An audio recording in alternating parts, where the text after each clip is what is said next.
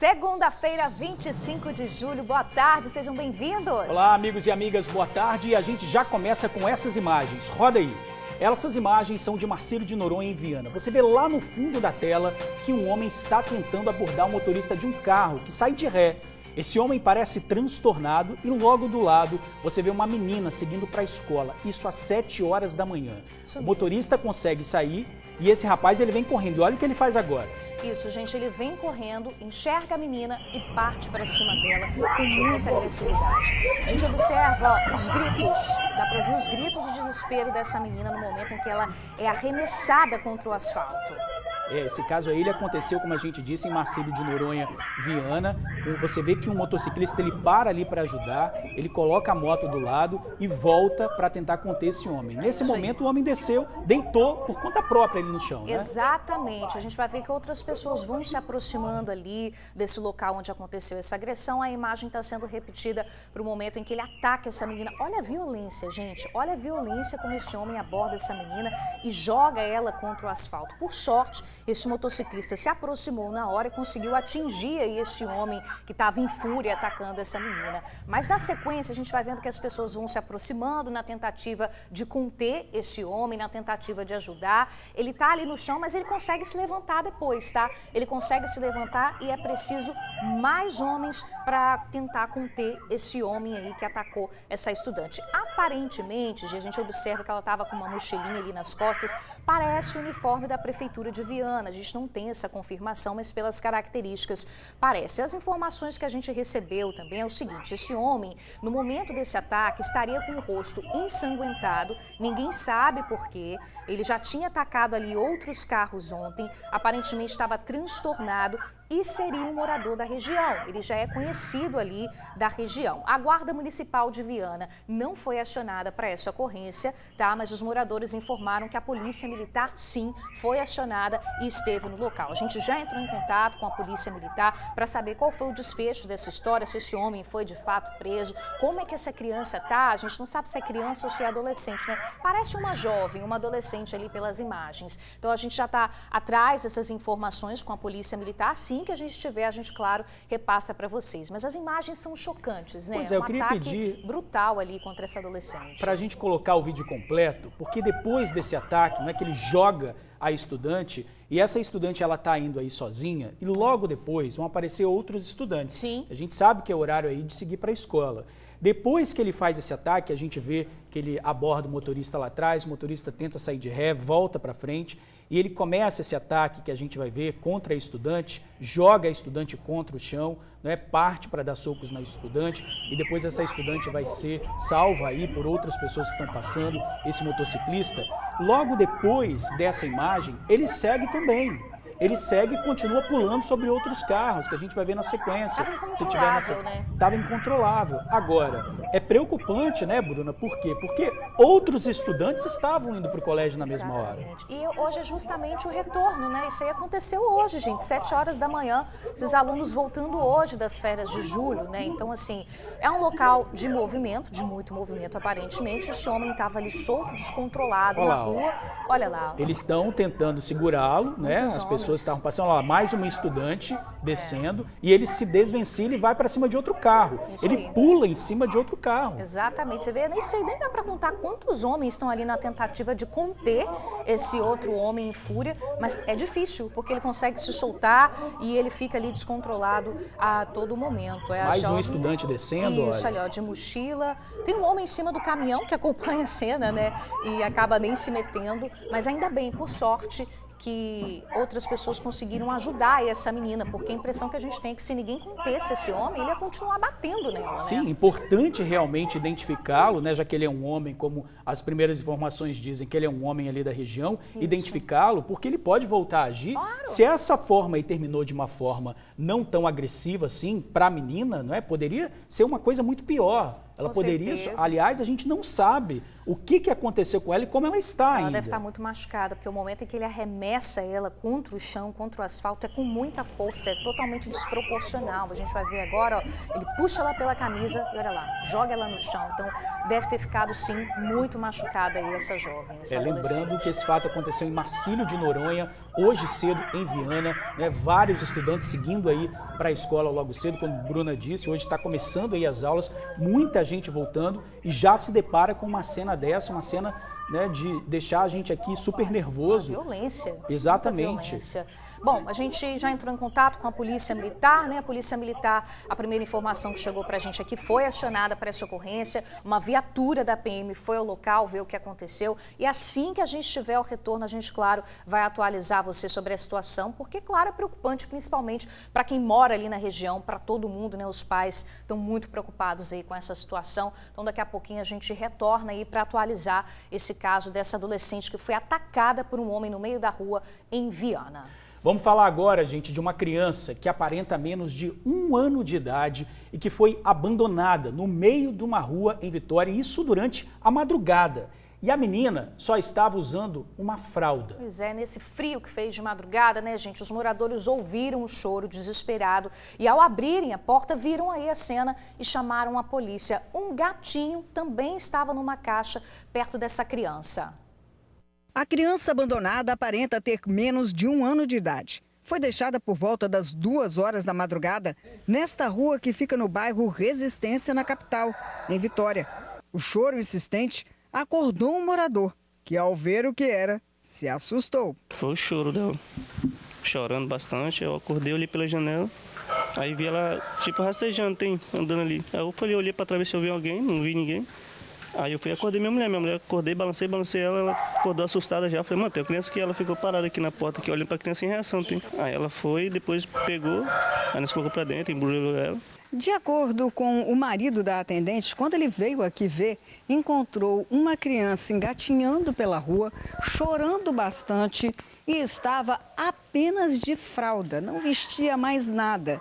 E olha, de madrugada fez bastante frio. A criança que estava aqui deixou o casal extremamente chocado com aquela cena. Assustada, medo. Não sei nem falar, não tem nem palavra, não. A mulher dele, uma atendente de 30 anos de idade, acolheu o bebê e, com a ajuda dos vizinhos, a vestiu. Não conseguia entender ainda como alguém abandona uma criança indefesa na rua, principalmente porque a bebê aparentava ser saudável e não tinha sinais de maus tratos. Ela estava só de fralda. Chorava de fome, frio? Não chorava, eu acho que ela estava desesperada, porque ela estava só de fralda. Para você e seu esposo chegar a acordar assim no meio da madrugada, ela devia estar chorando bem alto, né? Estava muito alto, ela estava muito desesperada mesmo. Para a senhora, essa criança é uma criança, digamos, maltratada, é uma criança que não estava saudável? O que a senhora avalia da situação? Não, eu acho que ela estava muito tratada, ela é fortinha, é gordinha, né? Eu olhei para o corpinho dela, levantei a roupinha que eu arrumei uma roupa para ela. Olhei para o corpinho dela, não tem marca de nada. Enquanto a bebê estava na rua, o morador conta que esse gatinho, tão novinho quanto a criança, ficou o tempo todo ao lado dela. Daí depois que nós pegou a neném, o gatinho estava ali dentro. Aí eu nem fiquei assim, eu fui bater o gatinho, o cachorro estava estranhando o gatinho, eu fui bater para ele sair, ele não saía. Aí depois a menina foi lá para a esquina com o neném, o gatinho também foi. Ou seja, o gatinho não largou a bebê. Antes de ligar para a polícia, o casal tentou encontrar a família da bebê. Acreditavam que ela poderia ter escapado de casa. O senhor chegou a rodar por aqui para saber se poderia ter saído de alguma casa? Nós rodando, procuramos nas casas aqui do lado, o pessoal conhece mais eles, todo mundo. Aí ninguém, mandando mensagem nos outros pessoal que nós conhecemos ali em cima. O pessoal vieram ver também, mas ninguém conhece. Eu rodei uns 3 quarteirão para mim ver se tinha alguém perto, procurando ela. Liguei para muita gente, mas ninguém conhecia. O casal acabou seguindo com os policiais para a Delegacia Regional de Vitória, deixando a criança aos cuidados do Conselho Tutelar. Mas o desejo dos dois era outro. Ficou com vontade de ficar com a neném? Com certeza. Nós tem 3 homens, minha mulher é doida para ter uma menina. Misericórdia, mais um caso triste, né? Suzy, que acompanhou essa história de perto, já está aqui com a gente. Suzy, boa tarde. Um caso muito triste envolvendo criança, né? Agora, minha amiga, conta pra gente, a família desse bebê já foi encontrada? Boa tarde. Boa tarde, Bruna, George e amigos do TN. A boa notícia é essa: a família já foi encontrada. Inclusive, os pais vieram aqui no Conselho Tutelar, acabaram de sair daqui, não quiseram dar entrevista. A criança foi mostrada para os pais que identificaram a garotinha, que segundo a mãe tem 1 ano e 2 meses e começou a andar, a dar os primeiros passinhos há cerca de 2 meses. Porém, apesar disso tudo, dessa felicidade da criança, né, da família da criança ter sido encontrada, a criança não foi restituída aos pais. Motivo: as conselheiras tutelar, o conselho, na verdade, o colegiado aqui dos conselheiros, decidiu que precisa aprofundar um pouco mais na explicação que a família deu para que uma criança de 1 ano e 2 meses, bem pequenininha, assim, bem frágil, tivesse saído de casa e fosse parar numa rua sem saída ali do bairro Resistência. Nós ficamos sabendo, assim, onde mais ou menos a criança mora, pelas informações dos moradores, e seria a cerca de 160 metros da onde ela foi encontrada. O que não está batendo nessas circunstâncias, porque você acredita, Bruna, amigos do TN, o George, que uma criança de 1 ano e 2 meses, que começou a andar agora, teria senso de direção para andar 160 metros de madrugada, no frio, no escuro, para parar numa rua sem saída? Sendo que se essa criança fosse reto na rua onde ela mora, poderia estar dentro do mangue nessa hora, e a gente poderia estar falando de uma criança que foi encontrada afogada dentro do mangue. Enfim, as conselheiras tutelares, por precaução, deixaram que a criança voltasse para o abrigo, não restituíram a família, porque querem entender melhor o que aconteceu. É bem mais provável de que ela tenha sido levada para aquela rua. Por quê? Como vocês viram aí, o casal que a encontrou através do choro na rua nos disse que a criança não tinha marcas de que tinha arrastado, não estava com a perninha suja, não estava com a mãozinha suja, enfim, ela estava limpinha, mas ali sentadinha chorando porque estava sozinha no meio da rua. Enfim, essa é a informação que nós temos que passar. Essa criança tem 1 ano e 2 meses, os pais foram encontrados, moram próximo da onde a menina foi achada.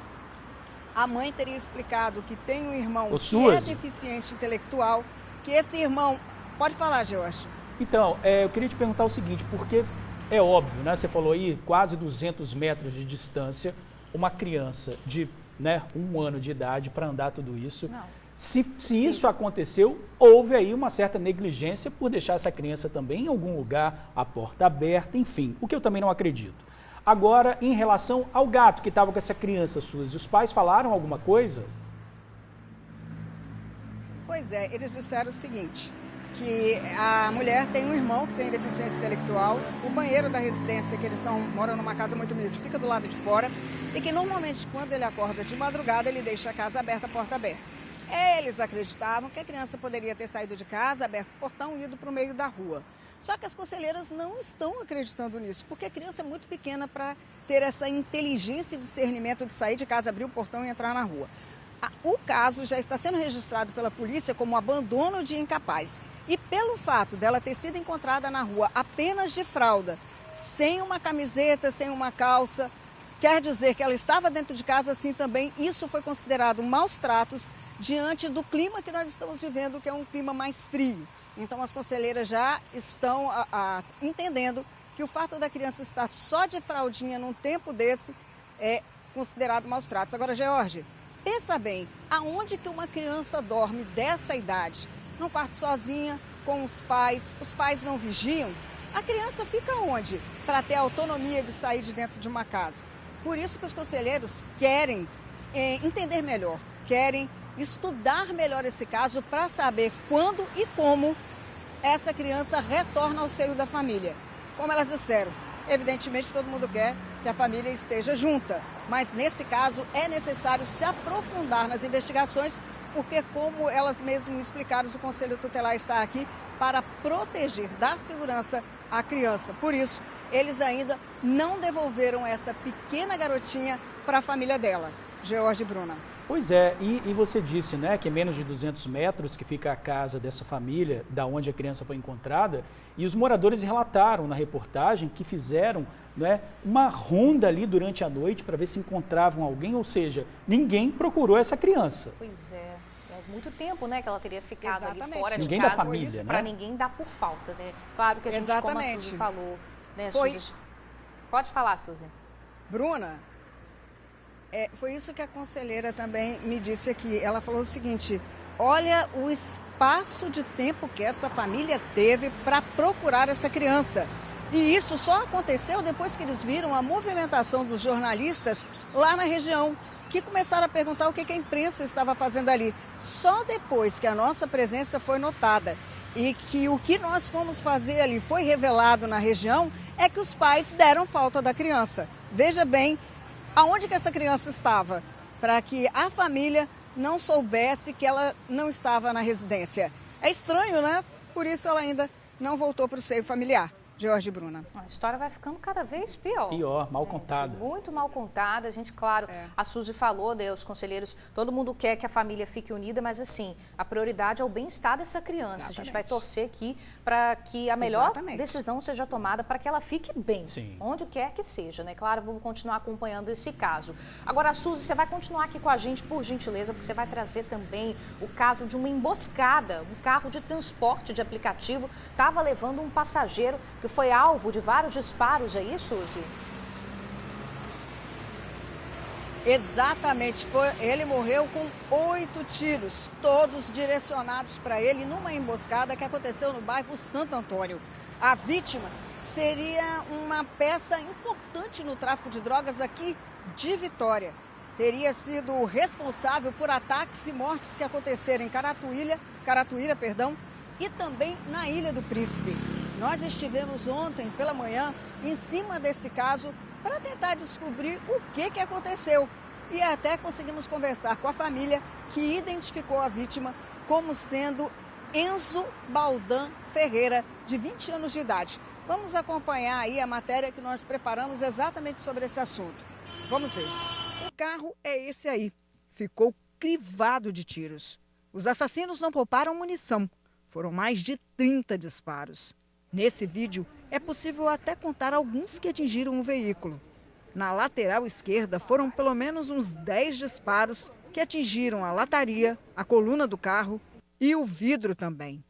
Os tiros acertaram ainda na rua a porta de vidro desta casa, a parede e, de raspão, o portão da garagem. Esse morador, acostumado a ouvir tiros nessa região, se assustou, viu? Escutei que teve muito tiro, né? Eu não sei nem para ver, não, né? O ataque aconteceu nesta rua, que fica atrás do cemitério de Santo Antônio, em Vitória.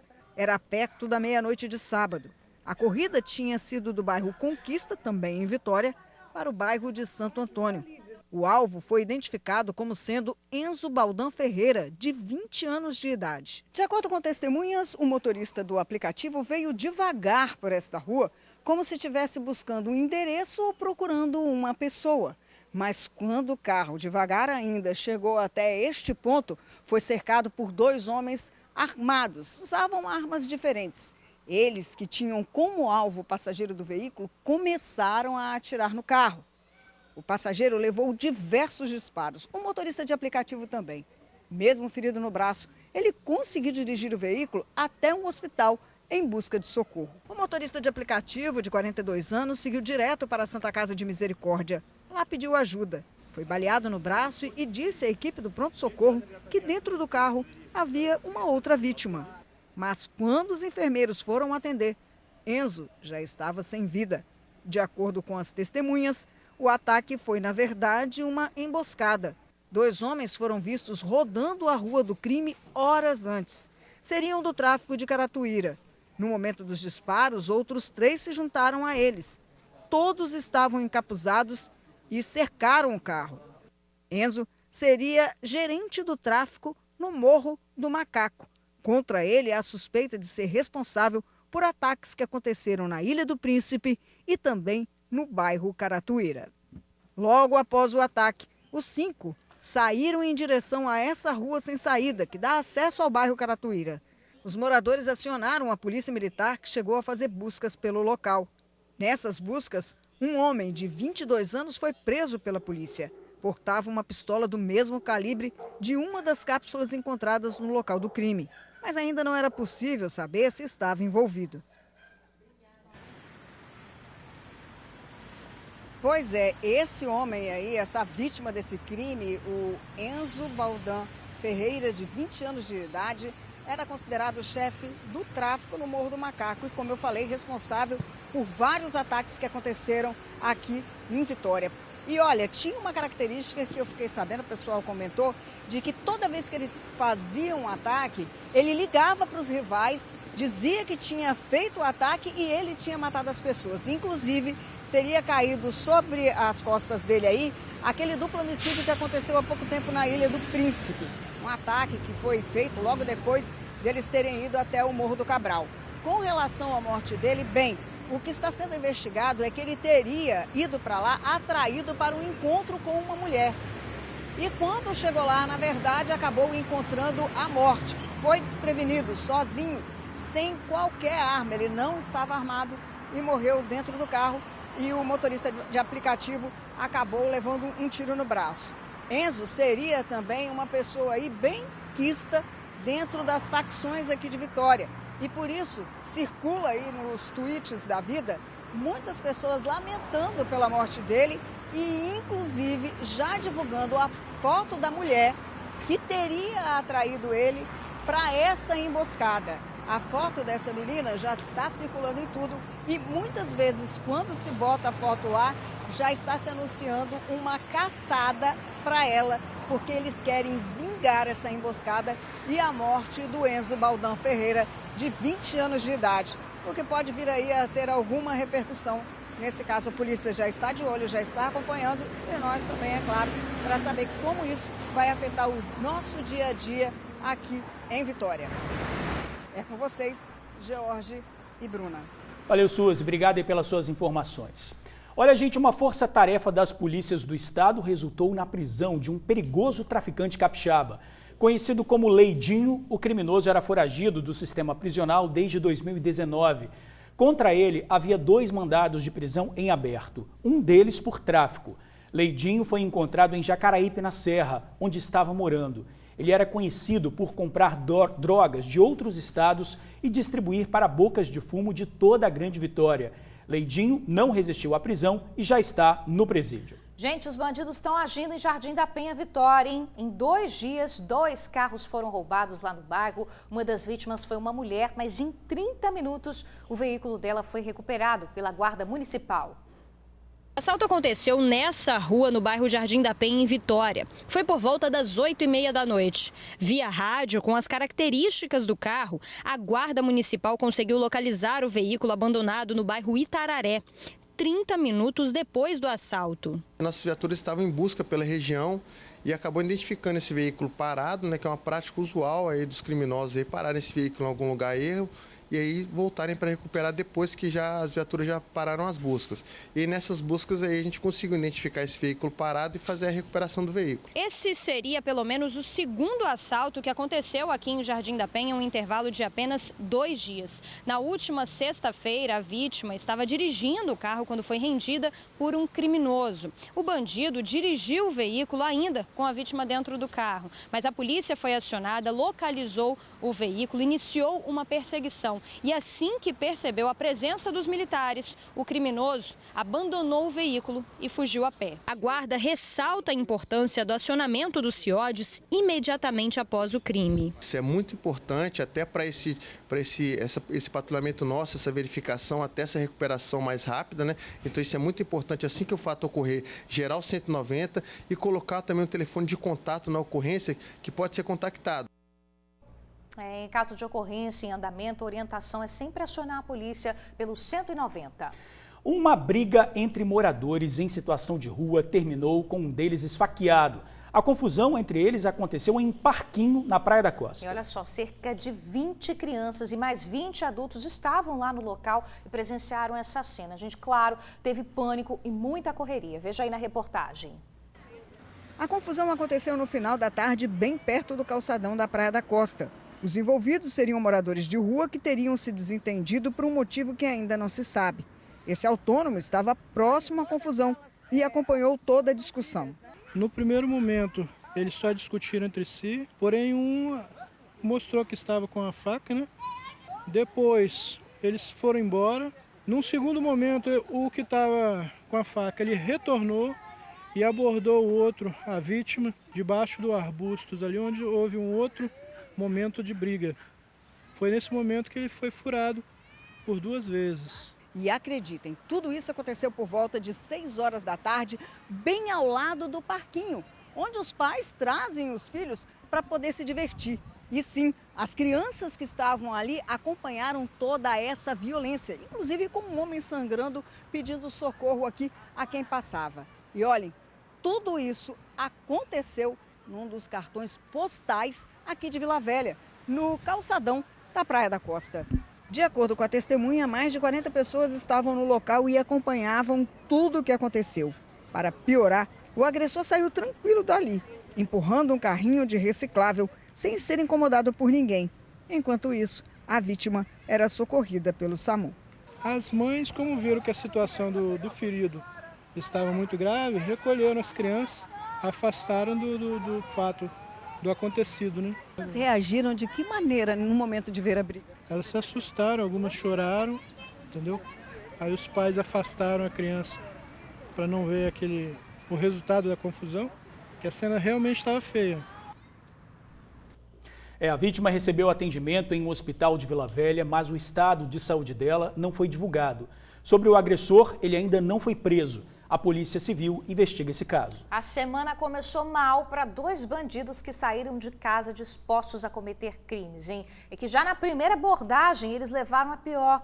Os 2 tentaram assaltar uma grávida que chegou a cair no chão e mesmo ferida conseguiu ir gritar pedindo por socorro. Os bandidos até tentaram correr, mas foram alcançados, tá? E levaram uma surra de populares. Eles tiveram os pés e mãos amarrados e ficaram bastante feridos. Esse caso aconteceu hoje cedo, gente, em Santa Bárbara, Cariacica. A polícia foi acionada e primeiro levou os criminosos para o hospital, mas logo depois teve jeito não, foram para a delegacia, tá? Segundo a Polícia Civil, essa ocorrência ainda está em andamento. Agora, onde já se viu, hein? Foram tentar assaltar grávida, a moça grávida ficou ferida e caída no chão, mas se deram mal. Se não é a população que está ali perto na hora para agir, eles teriam fugido e ainda agredido a grávida. Tá aí o rostinho deles, estão na cadeia agora. Como o caso que a gente vai voltar a falar de Viana daqui a pouco. Isso aí. Olha, tá difícil trabalhar no centro de Vitória, tá? Praticamente todos os dias imóveis são invadidos por bandidos que estão atrás de fios de cobre. Para a gente ter uma ideia, em um único comércio, gente, as invasões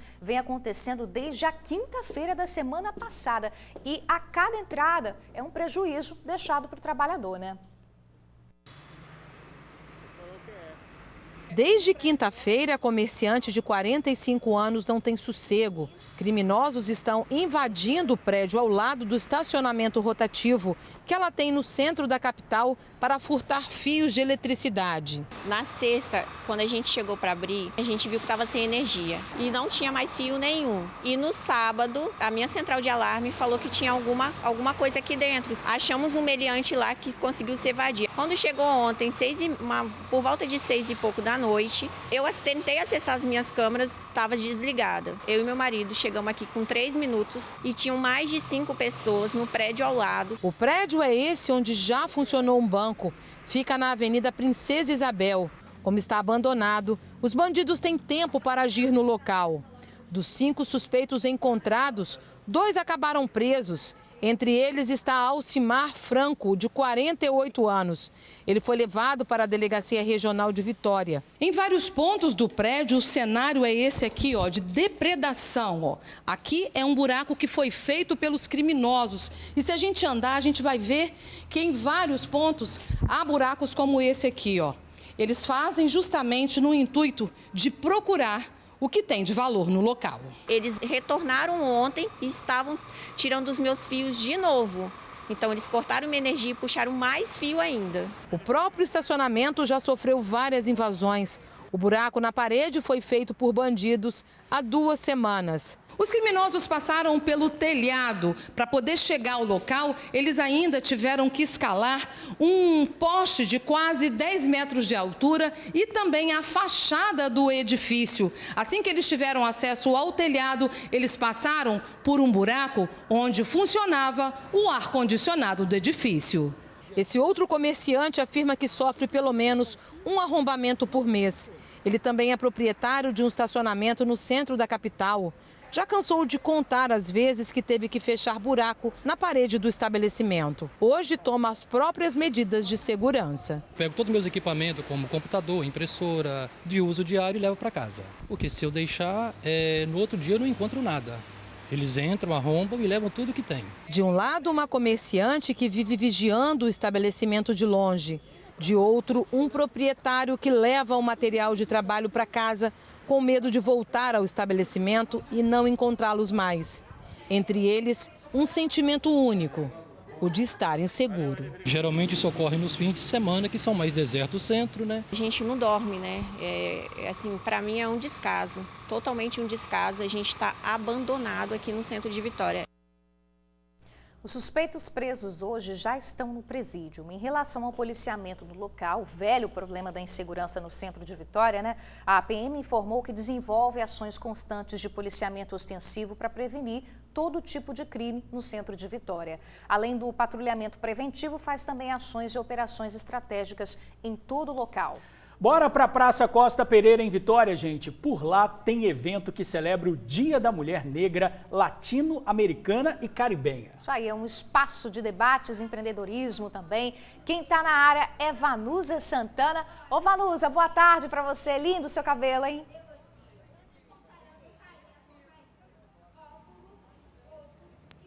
Você viu? Já virei modelo aqui, viu, gente? Boa tarde para vocês aí no estúdio. Boa tarde para o pessoal que acompanha o TN1. Eu estou aqui com a Emily, que é uma exímia cabeleireira. Olha que coisa mais linda que ela acabou de fazer aqui no meu cabelo. Agora há pouco, a Emily estava ministrando um workshop, né, uma oficina de tranças, não é isso mesmo? E a história dela é maravilhosa. Boa tarde, Emily. Boa tarde. Fala um pouquinho de você aí. Eu sou transista há 11 anos, do bairro São Pedro. Eu comecei pelo CRJ, tá, de Vitória. E agora estou indo para lá daqui a pouco ministrar o curso que vai começar de transista. E eu tenho muito prazer de ensinar o que eu comecei lá. Aprendendo, né? E hoje você está passando para frente. Sim, é muito importante isso. Pois é, né? A Emily é uma das muitas mulheres negras que estão aqui na Praça Costa Pereira desde cedinho aí, né? Mostrando as suas habilidades, os serviços. O workshop e as tranças que ela estava fazendo até agora há pouco são de graça, gente. Serviço de graça. É uma comemoração, como vocês mesmos disseram, ao Dia da Mulher Negra, né? Caribenha, aí latino-americana caribenha. Aqui ao meu lado, ó, tá tendo a medição de pressão, a aferição também da glicemia, não é isso, gente? Aqui, né? Quem quiser pode vir, é de graça, não vai pagar absolutamente nada. Vamos andar mais um pouquinho, Alex, aqui, ó. Aqui, ó. Quem não gosta de dar aquele trato na sobrancelha, olha aí, ó. Tratando a sobrancelha, vai ficar mais bonita. A mulherada também está aqui fazendo sobrancelha de graça. Quem quiser, estiver em casa, quiser vir para cá, pode vir, que é até 7 da noite.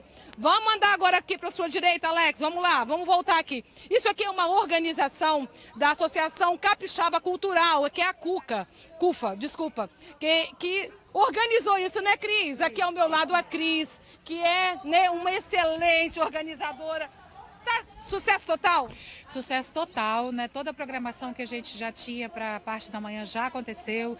Então a gente ainda tem um restinho da orientação jurídica, né? Prioritariamente para mulheres negras, mas quem precisar aqui pode vir que tem, né? As aulas, shows que a gente está tendo aqui com o pessoal da beleza, com o pessoal de saúde. A nossa amiga maravilhosa que você entrevistou, inclusive fez as trancinhas que ficaram maravilhosas. Não, tem que mostrar. Tem que mostrar, tem que mostrar. Olha que maneiro, que lindo. E as pessoas estão aprendendo, tá? Como a Emily disse, né? Exatamente. E aí o legal é que a gente ainda vai ter uma roda de conversa com mulheres negras, né? Onde nós teremos aqui a professora Patrícia Rufino, a vice-governadora Jaqueline Moraes. Nós teremos também escritoras que vão apresentar os livros aqui, né? Dentre elas a querida Sueli Bispo, doutora Ellen, que está ajudando a gente ali na orientação jurídica, também vai estar. E na parte da tarde, a gente ainda vai ter mais dois CRJs aqui, que é um do Território do Bem e também agora me faltou o nome, mas que vão estar fazendo trança agora à tarde também. Trança, cabelinho cortado na régua, aqueles penteados lá do cabelinho cortado na régua. E assim, a programação. E o palco aberto, que tem a nossa querida Josi. É justamente isso. Eu pedi ao Alex para mostrar. Agora está no palco, esse palco é aberto, tá? Ela acabou de descer agora, é uma poetisa, estava ali recitando, não é isso? Exatamente, o palco é aberto, quem estava com a gente era a Josi, né, que está ali saindo agora. Nós teremos na parte da tarde mais poetas, mais poetisas, cantoras, para poder estar aqui nesse dia tão importante, né, para comemorar as lutas, os desafios, as vitórias da mulher negra, junto com vários parceiros que nos ajudaram a fazer aqui. Né? Eu tenho que falar porque todo mundo aqui junto para fazer isso acontecer, que são as editoras Cousa, Maré e o pessoal da Pedregulho, o pessoal da Deres que está ali numa barraquinha dando dicas de empreendedorismo, o pessoal do Sindimicros que ajudou a gente aqui com essa estrutura, o pessoal da Geotop Topografia que está fazendo as imagens aéreas, ou seja, é muita gente para fazer esse dia acontecer. Ok, então tá, se a pessoa estiver em casa agora e quiser vir aqui para poder usufruir, usar um desses serviços, é só chegar? É só chegar, tudo de graça, como eu disse, né, prioritariamente para a mulher negra, mas tendo espaço a gente atende todo mundo. Cris, você falou com a gente aí a respeito da condição da mulher negra. Qual a avaliação que você faz hoje no Espírito Santo, né? As mulheres negras estão inseridas no mercado de trabalho, o que você me diz? Olha, o que a gente vê ainda é uma discrepância muito grande, né? A gente vê a quantidade de desemprego, a quantidade de violência que a mulher negra sofre é infinitamente maior, inclusive que as mulheres brancas, né? Então, assim, é um trabalho que a gente precisa fazer para divulgar essa situação e para mudar essa situação.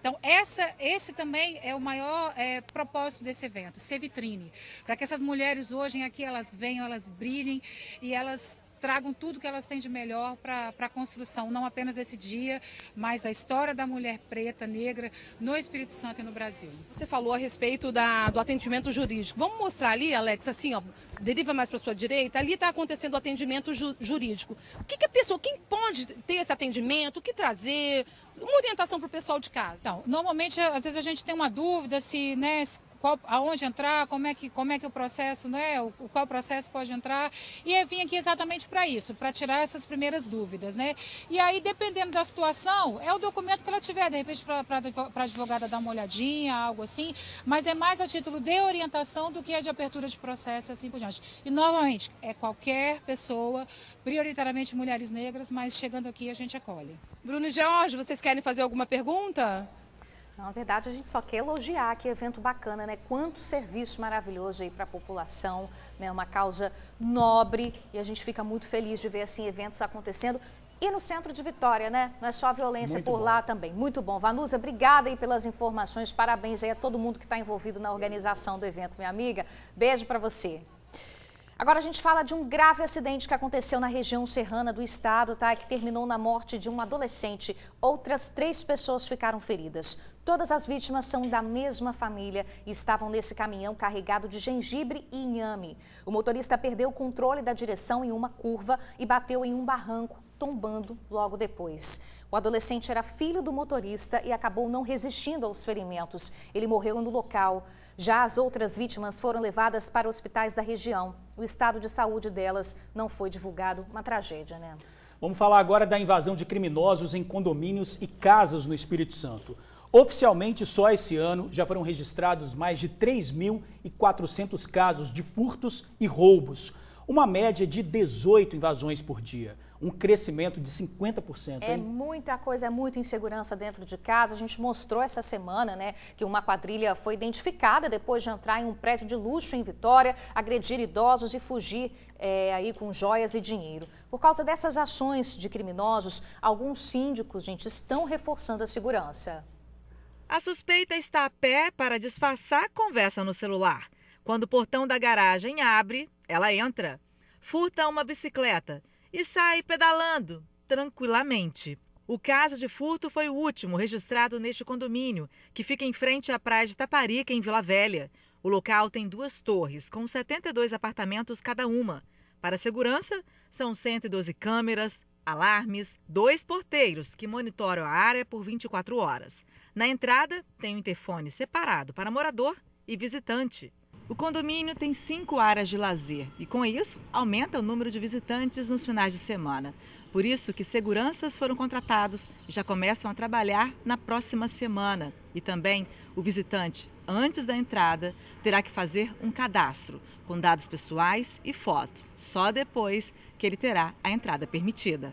O síndico reforça a importância em investir na segurança dos moradores. A gente vai aumentar a segurança na portaria, identificação de morador, pulseiras para identificação de morador, porque tem eventos todos os finais de semana aqui, são 5 churrasqueiras.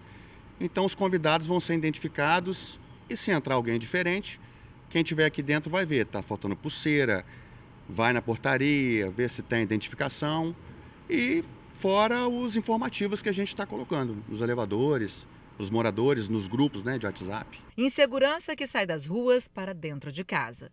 Segundo a Secretaria de Segurança Pública do Espírito Santo, este ano já foram registrados mais de 3.400 casos de furtos e roubos em casas e condomínios. Uma média de 18 invasões a imóveis por dia no estado. De acordo com uma empresa que administra condomínios na Grande Vitória, esses crimes aumentaram em mais de 50%.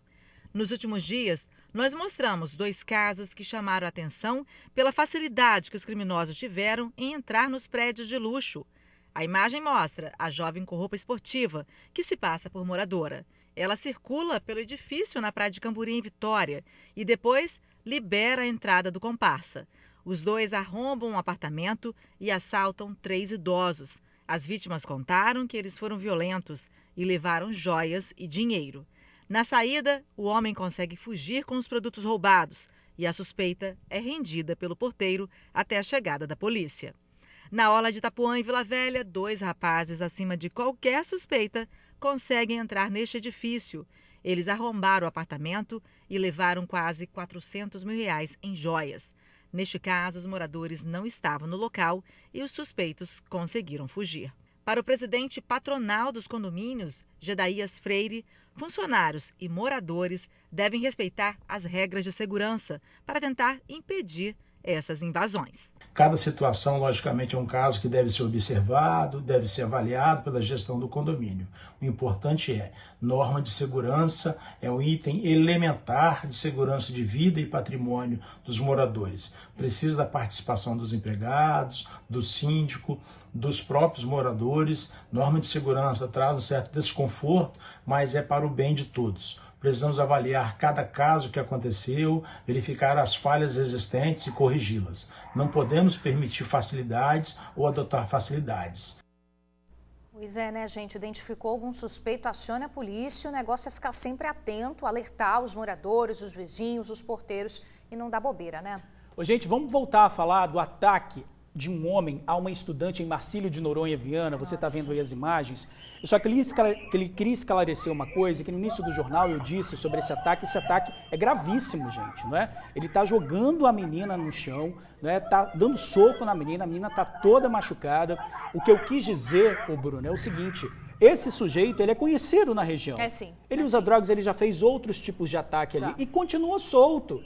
Então é isso que eu quis dizer, poderia ter terminado de uma forma pior, se você não tivesse esse motociclista ali para ajudar, se você não tivesse outros moradores ali para ajudar, mas as imagens por si só tivessem encostado nela, já seria uma agressão. Isso é extremamente grave. Agora, é o seguinte, a gente tem informações novas sobre isso. A gente acabou de conseguir contato com o pai dessa estudante. É uma adolescente de 11 anos. Ele confirmou para a gente que ela estava, sim, indo para a escola no momento em que foi agredida. Ela estuda numa escola municipal de Viana. Foi surpreendida por esse homem aí no meio do caminho. Nesse momento, o pai está na delegacia, registrando um boletim de ocorrência, e ele informou para a gente que essa jovem está no hospital recebendo atendimento. Ela está bastante machucada, arranhada, ferida. Ele não soube informar se ela ficou com alguma lesão mais grave, né? Se ela quebrou, fraturou alguma coisa, mas está nesse momento recebendo o atendimento no hospital. E o que ele informou para a gente é o seguinte: esse homem é sim conhecido da região, ele é usuário de drogas. drogas, estaria usando entorpecentes dentro de casa desde sexta-feira. Inclusive, há registros aí de que esse homem teria pulado da própria janela do próprio prédio, né, durante o fim de semana, transtornado aí por conta do uso de drogas. E aí, hoje de manhã, a gente percebe nas imagens, por volta das 7 horas da manhã, ele atacou primeiro um carro e depois partiu para cima dessa estudante. É uma adolescente, tá? Uma jovem, tem 11 anos. A gente recebeu a confirmação, falamos agora pelo telefone com o pai dessa jovem. Ele confirmou pra gente que ela estava sim indo para a escola, né? Retorno de férias hoje, estava indo sozinha caminhando quando foi surpreendida por esse homem aí, enlouquecido, enfurecido, e foi covardemente agredida aí por esse homem. Ela estuda numa escola municipal em Viana. Pois é, e ele está solto, né? A pergunta que se faz é o seguinte, ele vai continuar solto? Porque depois de atacar essa jovem, antes ele já tinha tentado abordar um motorista, depois ele foi novamente abordar um outro motorista depois de ter feito toda essa agressão aí. É claro, né? Muita gente pode falar, ele precisa ser levado numa clínica, fazer um tratamento. Ele precisa, mas ele também precisa responder por toda essa agressão que ele fez contra essa jovem. É porque realmente há um ato totalmente desproporcional. Contra qualquer pessoa já seria aí um crime. Agora, contra uma criança, uma jovem aí de 11 anos, é totalmente desproporcional essa violência. A gente fica muito assustado quando a gente vê essas imagens. O pai dessa jovem está agora prestando depoimento, registrando o boletim de ocorrência na delegacia, provavelmente a delegacia de Viana, né? Ele não conseguiu dar esse detalhe e nesse momento essa menina está recebendo atendimento médico, ficou muito ferida, a gente observa ali pelas imagens que, claro, né, não tinha nem como, ela foi muito agredida aí por esse homem e está recebendo atendimento médico nesse momento. A gente vai continuar em contato aí com essa família, né, para saber como é que essa menina tá, se ela vai precisar de alguma ajuda e, claro, saber o desfecho dessa história em relação a esse homem, né? Será que ele foi encaminhado para a delegacia? A polícia conseguiu capturar esse homem? O que vai acontecer com ele agora, né? Foi hoje de manhã cedinho, muitas pessoas ali se aproximaram para tentar ajudar e ainda bem foi a salvação dessa jovem aí, né? Agora, vendo essas imagens, a gente lembra de um caso que a gente mostrou também na semana passada, o pessoal de casa deve estar lembrado também, aconteceu em Cachoeiro de Itapemirim, gente, bota as imagens aí para a gente ver, uma mulher levou um soco de um homem que ela nem conhece, tá aí as imagens, ela estava próxima a um estabelecimento quando esse homem passou, ela está mexendo no celular na porta de uma lanchonete, ela trabalha no local, o criminoso caminha pela rua e atravessa, ele vai em direção à mulher e daí um golpe, um soco no rosto dela, muita violência, a vítima chega a se desequilibrar, quase cai e, claro, né, fica sem entender essa agressão. Na sequência, ela entra na lanchonete em busca de ajuda, desesperada, né? A vítima procurou a polícia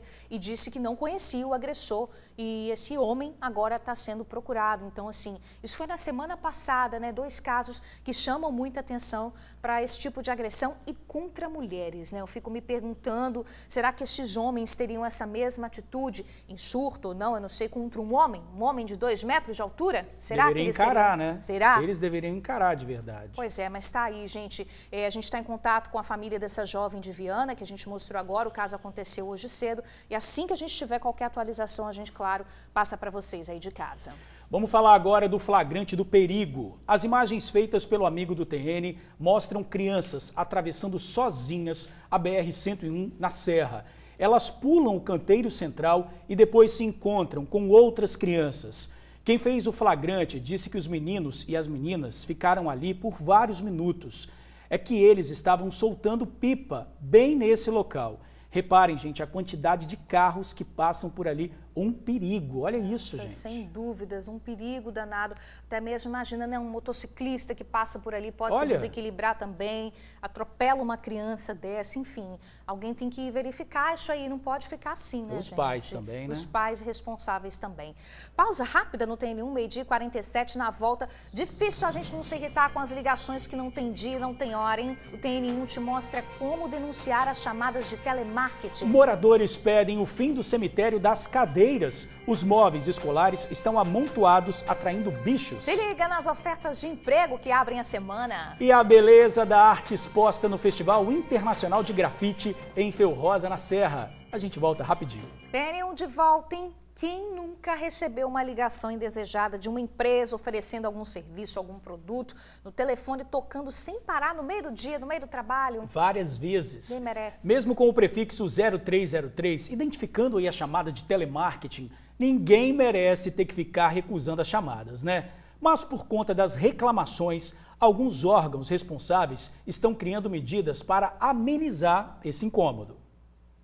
As ligações de telemarketing incomodam e muito o consumidor. Às vezes nós estamos assim no ambiente de trabalho, eu trabalho com o meu celular e muitas ligações de telemarketing atrapalham a gente no dia a dia. A gente está no momento fazendo alguma coisa, né, querendo fazer algo, o pessoal te ligando, é horrível. A Anatel, agência que regula essas ligações, obriga que qualquer chamada de telemarketing seja iniciada pela sequência de números 0303. Existe uma regra da Anatel que foi publicada em novembro de 2021, que determina que essas ligações de uma empresa na qual a pessoa não tem nenhum tipo de relacionamento sejam feitas única e exclusivamente a partir de um número com o prefixo 0303.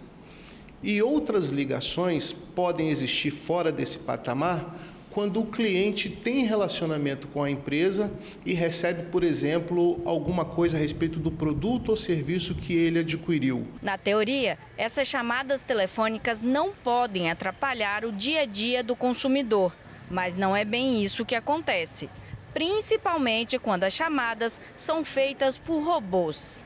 No portal do consumidor já foram registradas 15 mil reclamações contra esse tipo de ligação nos últimos 3 anos. Agora, o cidadão poderá registrar a sua denúncia no site do Ministério da Justiça. A empresa denunciada poderá até ser processada. É abusiva a ligação do telemarketing. Primeiro, fora do número 0303. Segundo, não pode o mesmo número 0303 alguma coisa ligar várias vezes durante o dia para vender o mesmo produto ou serviço e para o mesmo consumidor. O que também não pode ser feito no horário da noite, que é o horário de descanso, horário reservado para que a pessoa esteja em casa com sua família. Além do site, o consumidor pode denunciar essas situações abusivas em outros canais. O consumidor ele tem 2 caminhos, um administrativo e o judicial. O próprio site da Anatel ou também no site do Ministério da Justiça tem um canal para receber esse tipo de incomodação, de importunação perpetrada contra o consumidor. Além dessa questão administrativa, o consumidor também pode procurar um advogado de sua confiança e ingressar com um pleito na justiça requerendo uma indenização por dano moral nesse sentido. Você rejeita uma ligação, vem outro número diferente, vai ligar e assim vai. E eu vou bloqueando. Infernal isso, hein? Olha, anota aí o site para você registrar sua denúncia. denúncia-telemarketing.mj.gov.br. Você também pode registrar a reclamação no canal da Anatel 1331 ou ainda no site nãomeperturbe.com.br. Imagina só abrir a janela de casa e dar de cara aí com um amontoado de cadeiras escolares. Nossa. É muita cadeira, hein? Olha aqui atrás da gente, a quantidade é uma montanha, tá? Tanto que a população apelidou ali o local de cemitério das cadeiras. Deve ter outras coisas por lá também, Deus né? me livre. Nossa equipe esteve no bairro Fradinhos, aqui em Vitória, para ver o problema de perto. Quem mora no local reclama da quantidade de bichos, como eu já tinha adiantado, que o terreno está atraindo. A vista da janela do quarto de Sônia não é apreciada por ela há 5 anos. O motivo? Cadeiras, mesas e outros materiais escolares deixados no terreno vizinho. Essa tristeza que você está vendo aí há 5 anos. É só entulho, eu falei que é um cemitério de carteiras. Tudo jogado fora, poderia ser reaproveitado em outros lugares, outras escolas do interior, só que é um desperdício e é dinheiro jogado no lixo. E isso é muito triste, é revoltante e é deprimente. A professora aposentada mora no bairro Fradinhos, em Vitória, há 40 anos. Quem passa pela ladeira Modesto de Sá Cavalcante não percebe o problema, porque a área é toda murada e com portão fechado. O terreno fica aqui, bem em frente à Escola Municipal José Áureo Monjardim. Segundo os moradores, pertence à Prefeitura de Vitória. E no período da reforma da escola, os alunos tiveram aula justamente no anexo construído aqui nesse terreno. Só que após a conclusão da obra, as aulas retornaram para cá e o espaço acabou virando depósito de entulho. A moradora já procurou uma resposta dos responsáveis, mas por enquanto não teve um retorno. Eu já estou, assim, triste de ver isso daí, porque eu já reclamei e não tomaram nenhuma providência até agora. Agora, com vocês, talvez eles resolvam o problema. E no período de chuva, a preocupação é maior. É que poças d'água ficam expostas, aumentando o risco da proliferação do mosquito da dengue. Aí tem cobra, tem lagarto, tem mosquito, tem barata, tem rato. É um absurdo, eu moro exatamente ao lado. Eu sou a pessoa mais prejudicada aqui. Fica com receio de pegar dengue, por exemplo? Muito receio. Água que fica, né, água da chuva, água parada, eu tenho muito receio, sinceramente. E eu acho muito descaso, um abuso até, mas a gente gostaria de resolver, né? Tenso, hein? Sobre a reclamação do foco de dengue, a Secretaria de Saúde de Vitória informou o seguinte, que vai enviar uma equipe de agentes de endemias novamente ao local. A Prefeitura acrescentou ainda, gente, que os móveis que estão ali no local não servem mais e em breve, só não diz quando, eles serão retirados ali do terreno. O Espírito Santo investiga mais 2 casos suspeitos da varíola dos macacos. Os pacientes são homens e chegaram do Rio de Janeiro. Vamos chamar a repórter Vanessa Calmon, que tem mais detalhes desses assuntos. Olá, Vanessa. Oi, Jorge e Bruna, muito boa tarde para vocês e para todo mundo que nos acompanha. Pois é, gente, esses homens têm idades entre 30 e 39 anos. Eles apresentam sintomas da doença, como, por exemplo, aquelas erupções, né, cutâneas, as bolinhas que aparecem na pele. De acordo com a CESA, o primeiro caso tem histórico de viagem recente ao Rio de Janeiro. Os 2 pacientes seguem em isolamento, eles estão sendo monitorados pela Vigilância Epidemiológica Municipal e as amostras do primeiro caso relatado já estão com o LACEN, já seguiram lá para o Laboratório Central de Saúde do Espírito Santo. No sábado, a OMS já reconheceu que o surto da nova varíola configura, sim, uma emergência global de saúde. Agora, o Espírito Santo já soma 8 casos notificados, 3 foram descartados, 2 deram positivo e 3 nesse momento estão em investigação. No Brasil já são mais de 600 casos confirmados. A contaminação da nova varíola, da varíola do macaco, ela pode acontecer por contato direto com lesões, fluidos corporais, gotículas respiratórias e materiais contaminados, como, por exemplo, as roupas de cama. Agora, quais são, né, os principais sintomas? Olha só, incluem febre, dor de garganta, dor de cabeça, dor no corpo, inchaço dos gânglios, que podem evoluir dias depois para essas erupções cutâneas, que se espalham pelos dedos, pelas mãos, pelos braços, pescoço, costas, peito e pernas. Se você sentir algum desses sintomas, a orientação é que você procure a unidade de saúde mais próxima, tanto para notificação quanto para investigação do caso e também tratamento. Só lembrando também que se você teve contato com alguma pessoa com algum desses sintomas, você também deve procurar a unidade de saúde mais próxima e o melhor tratamento até agora é, de fato, o isolamento. Bruna, George. Usar máscara também ajuda aí na prevenção, né, Vanessa? Obrigada pelas informações, minha amiga. Bom trabalho para você. O presidente Jair Bolsonaro veio ao estado para participar da Marcha para Jesus. O evento religioso reuniu apoiadores do presidente que também participaram de uma motociata. O presidente Jair Bolsonaro desembarcou em Vitória junto com a primeira-dama, Michele Bolsonaro. Ele cumprimentou vários apoiadores. Na área de eventos do aeroporto, se reuniu com autoridades capixabas. Do lado de fora, motociclistas aguardavam o presidente para a motociata. De acordo com a Secretaria de Segurança do Estado, cerca de 10.000 motociclistas participaram do ato. A motociata seguiu pela beira-mar em Vitória até Coqueiral de Taparica e voltou pela terceira ponte. O destino foi a Praça do Papa, onde aconteceu a Marcha para Jesus. No evento religioso, o presidente discursou por 5 minutos, citou o Auxílio Brasil e falou também sobre a redução de impostos e o combate à pobreza. E faremos muito mais do que isso pela nossa liberdade. O Festival Internacional de Grafite reuniu artistas capixabas e de outros países nesse fim de semana em Feio-Rosa, na Serra. O evento também contou com várias apresentações musicais, tá? Foram 300 grafiteiros levando arte aos muros do bairro.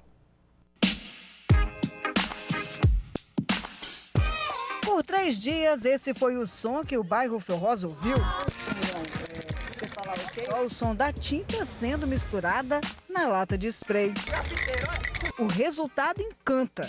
São formas e cores que atraem a atenção e deixam os olhos vidrados. Eu tô achando maravilhoso, né? Ficou, assim, sensacional, entendeu? Trouxe mais, assim, uma alegria, né, para o ambiente aqui no bairro, né, da pracinha de Fel Rosa. Ficou maravilhoso. Cada figura, traço, são obras de 300 grafiteiros inscritos no Festival Internacional de Grafite, que aconteceu no bairro Fel Rosa, na Serra, de quinta até domingo. O ponto central é a Praça de Fel Rosa, mas no raio da praça tem aproximadamente 300 grafiteiros realizando trabalhos aí. O ginásio do bairro, na praça principal, ganhou uma variada gama de ideias e também de cores. Figuras quase reais, rostos expressivos, painéis enormes, como a do Luiz World.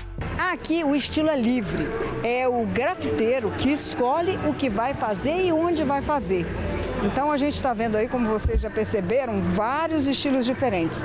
Aqui o Luiz de Belo Horizonte criou, olha, esse painel enorme com um coração dentro dele, toda a natureza.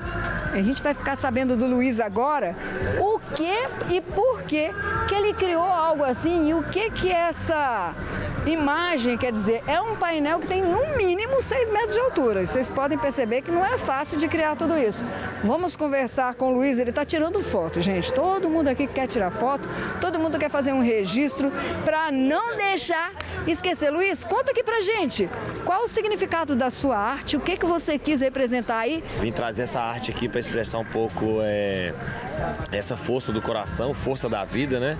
Que é essa simbologia para a gente continuar prosseguindo nesses tempos difíceis aí, né? No meio dessa galera, há artistas de 22 estados e 4 países que trabalharam em cerca de 4 quilômetros de muro pelo bairro. Um desses grafiteiros aí é o Michael Douglas, que nasceu na região e sabe como essa arte pode transformar. Essa mudança, por mais que seja visual nos muros, eu acredito que também seja interna também, em cada um de nós, tanto nos artistas quanto dos moradores e de quem vem prestigiar o evento também. É um festival de música, dança, colorido, muita pintura e painéis enormes, como esse que o Renato está fazendo. Meu amigo, quanto tempo você leva para fazer essa pintura? Como você elabora? Aqui é o segundo dia de trabalho aqui nesse painel. Acho que a mensagem é muito sutil, assim, não existe uma intenção clara e direta, assim. É um garoto pensando, observando o lugar que ele está, o mundo que ele vive. É mais ou menos isso. Registro no muro e registro de quem está ali, do lado de fora, só apreciando essa arte tão democrática.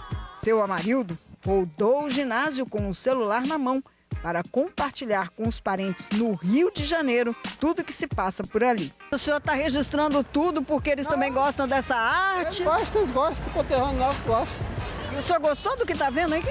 Bonito, Fel Rosa é fogo, aqui é o melhor bairro do estado. De ano a ano, essa arte vai ganhando espaço pelos muros do bairro, transformando os espaços antes tão marginalizados. A gente está muito feliz, né, com os grafiteiros, parabenizar eles, né, pelo trabalho deles, né, que estão fazendo aqui em Fel Rosa, que estamos tendo um final de semana diferente, né, com muita alegria, muitas cores. Eu acho que a arte ela é capaz de transformar a realidade das pessoas. Fel Rosa, infelizmente, ainda é um bairro estigmatizado pela violência. E eu acho importante fazer com que essa geração que esteja vindo agora cresça com autoestima. Que grandes veículos de comunicação passem a cobrir coisas boas dentro da comunidade.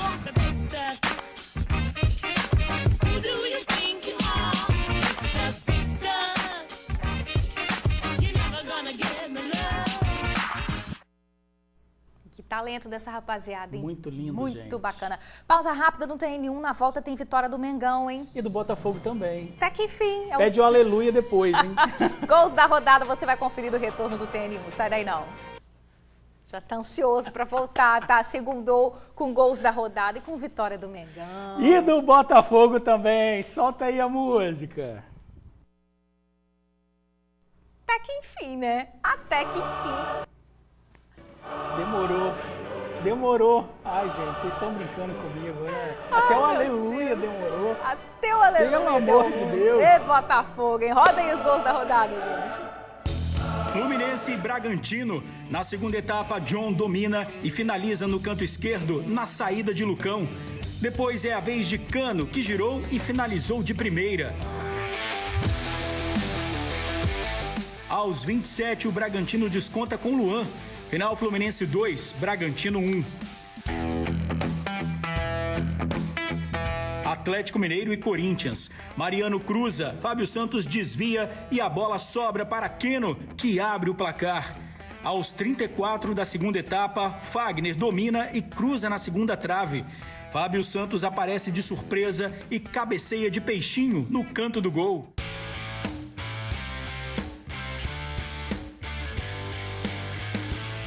Seis minutos depois, ele de novo, agora na cobrança de pênalti. Final, Corinthians 2, Atlético Mineiro 1. Botafogo e Atlético Paranaense. Jefinho é lançado na ponta esquerda, deixa Orejuela para trás e cruza. Bento espalma para o meio. Erisson pega a sobra na entrada da área e coloca a bola no ângulo. Golaço do Botafogo.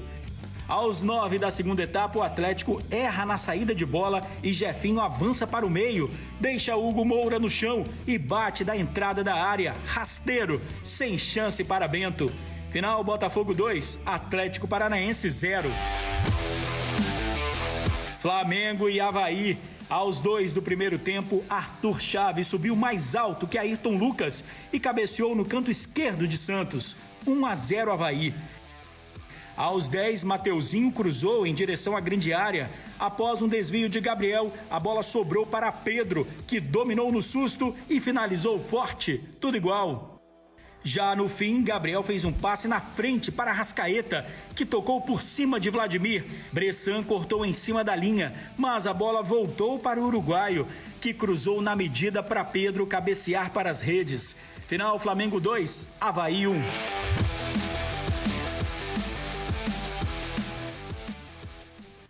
Parabéns para nós. Muito bom, parabéns para nós. E antes de encerrar o TN, Carol Laranja tem um recado pra gente. Semana começando, bora falar de coisa boa? Olha, se você quer comprar bom e barato, já sabe, é aqui na Casa do Serralheiro. O aço baixou e vem com promoções imperdíveis. Confere aqui comigo, olha. Tem coluna pronta por apenas R$ 79,90 a peça. Telha termoacústica, R$ 70,90 o metro quadrado. Chapa inox por apenas R$ 299 a peça e tem muito mais. A Casa do Serralheiro é o maior shopping de aço do Brasil, com uma grande variedade de produtos e só aço de qualidade. Vai ficar aí parado? Não, né? Além da entrega mais rápida do estado, o atendimento por aqui é VIP. Recebemos o seu projeto e, junto com os nossos especialistas, recomendamos o melhor custo-benefício. Então, tá esperando o quê, hein? A Casa do Serralheiro está na Serra, Campo Grande, Santa Maria de Jetibá, Linhares, São Mateus e agora também em Vila Velha. Pode ligar que a gente quer atender você, hein? 3226-8045. Vou repetir, hein? 3226-8045. Casa do Serralheiro. A gente se envolve de verdade. 1h11. TN1 vai ficando por aqui. Boa semana para vocês. Até amanhã. Valeu, gente. Obrigado pela audiência. Até amanhã.